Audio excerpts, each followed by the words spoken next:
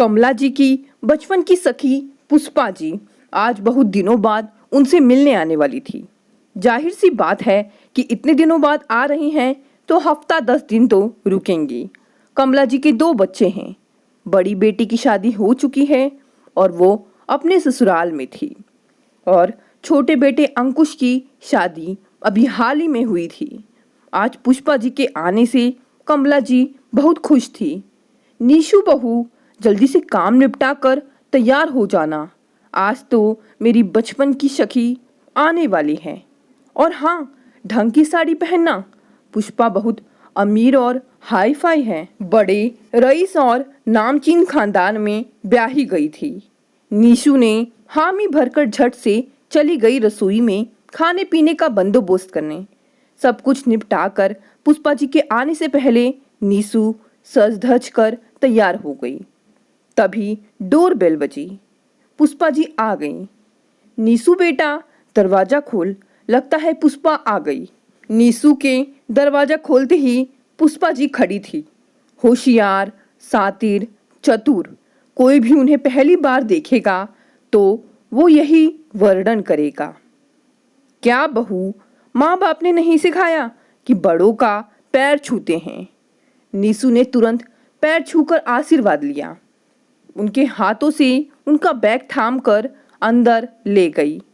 खुश रहो बहू, तुम्हारी शादी में तो नहीं आ पाई, इसलिए कमला के बार बार बुलाने पर आ गई। सोचा कुछ दिन सखी के यहाँ रहना भी हो जाएगा और नई बहू से सेवा भी ले लूंगी। फुर्तीले अंदाज में पुष्पा जी ने कहा, कमला, तेरी बहू तो सुंदर होने के साथ साथ सुशील भी है। सुना है खूब पढ़ी लिखी भी है। अरे हाँ पुष्पा, वैसे भी मुझे तो अपने अंकुश के लिए पढ़ी लिखी लड़की ही चाहिए थी। सही कह रही हो कमला। अच्छा तो पुष्पा चलो, बतियाते बाद में हैं, पहले फ्रेश हो जाओ और खा पी लो। वैसे भी 3 बज गए हैं और तुम भी थक गई होगी। लंबा सफर तय कर आई हो तो भूख भी लगी होगी। नीशू ने भोजन परोसा। नीशू रसोई के कामों में बहुत निपुण थी। अलग अलग प्रकार के पकवान बनाए थे उसने और सब पुष्पा के हिसाब से। अकेले बना लेती हो या कमला को भी अपने साथ में घिसवाती हो? बहू, सब घर पर बनाया है या बाहर से ऑर्डर किया है? पुष्पा जी ने पूछा। नहीं आंटी, मैं जानती हूँ आप बाहर का नहीं खाती हो और मैं मम्मी से काम नहीं करवाती, वो तो अपनी मर्जी से मदद करवाती हैं। हाँ, पर आजकल की पढ़ी लिखी बहुओं तो जानबूझकर अच्छा खाना नहीं बनाती ताकि उन्हें आगे से कोई बोले नहीं। अरे पुष्पा, आज भी तू नहीं बदली, जैसी थी वैसे ही हो, कमला ने पुष्पा से कहा। भोजन इतना स्वादिष्ट था कि बस उंगलियां चाटते रहूं। पुष्पा जी ने नीशू की खूब तारीफ की और शगुन भी दिया। कुछ देर बाद सबके भोजन करने के बाद नीशू जे हुई खाना खाने बैठी। पुष्पा जी ने टोका, ये क्या बहू, खाना खाने से पहले सास के पैर दबाते हैं, यह भी नहीं सिखाया क्या तेरी माँ ने? मेरी बहुएं तो आज भी मैं कहती हूँ तभी खाना खाने बैठती हैं और पैर दबाए बिना तो कभी भी खाना नहीं खाती। तुम तो ज़्यादा पढ़ी लिखी हो, इन सब बातों को कहाँ समझोगी? बातें सुनकर नीशू ने कमला जी का पैर दबाया और फिर बाद में खाना खाने बैठी। अगले दिन कमला जी बाहर गई हुई थी। इसी का फायदा उठाकर पुष्पा जी ने नीशू के कान भरने लगी। बहू, तुम तो पढ़ी लिखी हो, ये साड़ी वाड़ी क्यों पहनती हो? जरूर कमला दबाव बनाती होगी। भाई, मैं तो अपनी बहुओं के पहनावे में ताका झाकी नहीं करती। हमारे यहाँ तो बहुओं को पूरी आज़ादी है। तुम कहो तो मैं बात करूँ कमला से?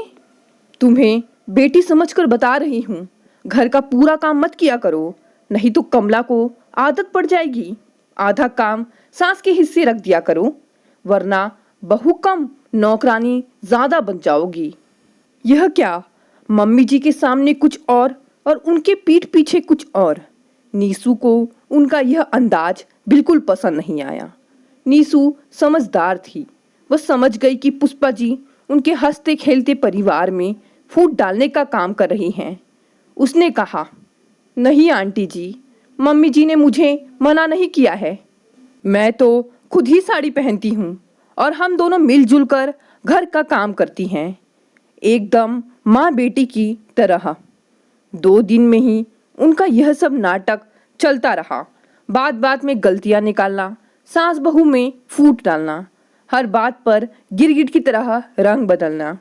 नीसू को उनका दोहरा चरित्र समझ आ गया था कि यहाँ सिर्फ ये यही करने आई हैं। उसने पति अंकुश से इस बारे में बात की। नीसू, तुम गलत समझ रही हो। आंटी जी को मैं बचपन से जानता हूँ। तुम ज़्यादा सोच रही हो। छोड़ो ना, 2 दिन में चली जाएंगी। उनकी बातों का बुरा मत मानो, अंकुश ने समझाया। अगले दिन दोपहर का काम निपटाकर नीशू अपने कमरे की तरफ जा रही थी। तभी पुष्पा जी कमला जी से बातें कर रही थी। देखो कमला, तुम तो बड़ी भोली हो। बहू की लगाम जरा कसकर रखोगी तो अच्छा होगा। और क्या घर का आधा काम करवाती हो? ऐसा ही करती रहोगी ना तो तुम्हें एक दिन घर की नौकरानी बनाकर रख देगी। सांस हो, सांस बनकर रहो। जीजू के जाने के बाद तुम तो बिल्कुल अकेली हो। पता नहीं कब बहला फुसला कर अंकुश को अपने बस में कर ले और तुझे घर से बाहर कर दे। वैसे भी तूने घर तो बेटे के नाम ही कर दी है। ज़्यादा पढ़ी लिखी बहुएं ऐसी ही होती हैं, मैंने कई घरों में देखा है। और तेरी बहू तो शकल से चंट घाघ नजर आती है। मुझे नहीं लगता उसको तुम्हारी कुछ पड़ी है। कई दिन से देख रही हूँ, कभी हमारे पास बैठकर क्षण भर के लिए बात तक नहीं की। रात हुई नहीं कि कमरे में जाकर सो गई। बिना कहे तो कभी पैर तक नहीं दबाए। ये क्या खाक सेवा करेगी? नीसू स्तब्ध थी। यह क्या, आज तो इन्होंने हद ही पार कर दी। अगर आज वह चुप रही तो उसके घर को बिखरते समय नहीं लगेगा। उसने अंदर आकर कहा, मैं माफ़ी चाहूँगी कि मैंने छुपकर आप लोगों की बातें सुनी। आंटी जी, आप बड़ी हो तो क्या आप कुछ भी बोले जाएंगी? हमारे हंसते खेलते परिवार को देख खुश होने की बजाय आप हमारे घर में फूट डालने का काम कर रही हैं। हाँ, मम्मी जी भोली हैं, लेकिन मैं चालाक हूँ। आपकी अपने घर में चलती नहीं होगी, माफ़ करना, लेकिन आप जैसे इंसान ही ना अच्छी बहू बन सकती हैं न अच्छी सास। कृपया करके मेहमान की तरह रहें और जाएं। नीसू की बातें सुनकर पुष्पा जी का मुंह खुला का खुला रह गया। वो समझ गई कि यहाँ उनकी दाल नहीं गलने वाली। दोस्तों, क्या नीसू ने सही किया या गलत? क्या नीसू को ऐसा करना चाहिए था या नहीं? कमेंट बॉक्स में ज़रूर बताएं।